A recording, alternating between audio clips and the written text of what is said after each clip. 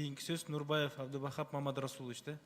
Сиздер баягы Улан Эгизбаевдин Бишкектеги көр саткан боюнча изилдөөсүндө жакшы иштебей, ошол сот кайра ошол журналист менен ошол көрсөтүүнү берген адамга штраф салып, анан коомчулуктун пикиринен кийин ошол ишти кайра козгодуңар, ошондойбу?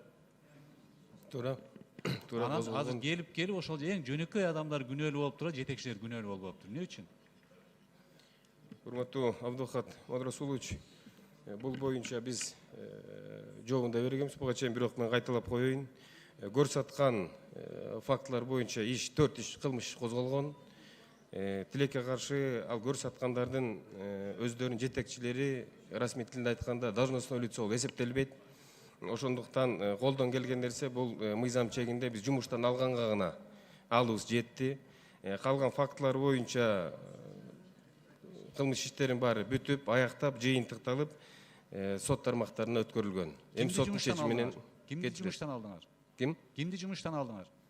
Эмне үчүн жумуштан алдык? Жок, кимди алдыңар жумуштан? Жумуштан алган күчү жетет деп айттыңыз. Алынган 2 ошакта иштеген жетекчи бар экен, жетекчисин алганбыз. Алиев, бирөө Алиев, да бирөөсүн мен эсте албай атам, бизге кат түрүндө маалыматын берем, ал жерде баары жазылган. Жок, силер өзүңөр ошону аягына чыгарбай, өзүңөр создуңар. Биринчиден. Экинчиден азыр сотко жалаң жөнөкөй адамдар барыптыр да, жетекчилер эмне үчүн барган жок? Силер атай өзүңөр следствие ошондой кылып атпайбы? Ал жерде эки эле жетекчиси бар, экөөнө тең иш козголгон, экөө тең сотко кеткен, бирөөсү жумуштан алынган. Ал жерде расмий тилде айтканда жанагындай должностной лицолор жок экен тилекке каршы.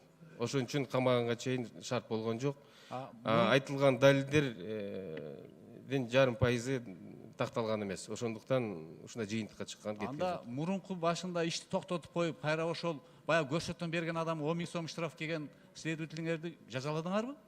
Жок, ал деген биз штраф, биз айып кое албайбыз. Жок, силер өзүңөр да следователиңер турмеш ишке алып баргандан кийин Улан Эгизбаев өтүп кеткен өзү менен баягы көрсөтүп берген адам 10 000 сом штраф келип атпайбы силерге турместеп, соттун чечими менен. Ошондо силердин следователиңер турмеш ишкандан ушундай болуп атат да. Ошо следовательге эмне чара көрдүңөр? Штраф боюнча сот укуктары биздин чечимге шылташкан эмес, алар өздөрүнүн чечими менен, себеби дегенде в гражданском порядке были обращены. Эми силер так маалымат берип, кызыктар болгон эмессиңер ишти аягына чыгарган. Ошон үчүн соттон утулуп атпайсыңарбы? Ошо эмне чара көрдүң ошо следовательге?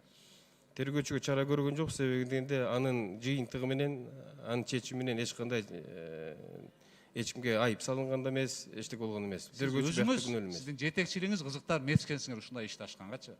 Силер качан коомчулук көтөргөндө айтканда гана кыймылдайсыңар, оозуңар жаап отурасыңар, өзүңөр коррупцияга аралашыпчы. Керекпи силерге ошол орган, мамлекетке бачы? Силер жоюп ташаш керексиздер. Ишкерлердин моюнда отурасыңар бардык жердечи. Ал Азимович туура айтты азыр. Бардык иште азыр бардык жерге барсаң, ишкерлер силерге жалып калат. Финпод биздин моюнубузга отуруп ал дейт долядачы. Анан журналисттер ачып берген ишти аягына чыгара албайсыңар дагы, өзүңөр башка иште отурасыңар. Кызыкчы чөнтөгүңөр кызык бар жердечи, андай болбойт да.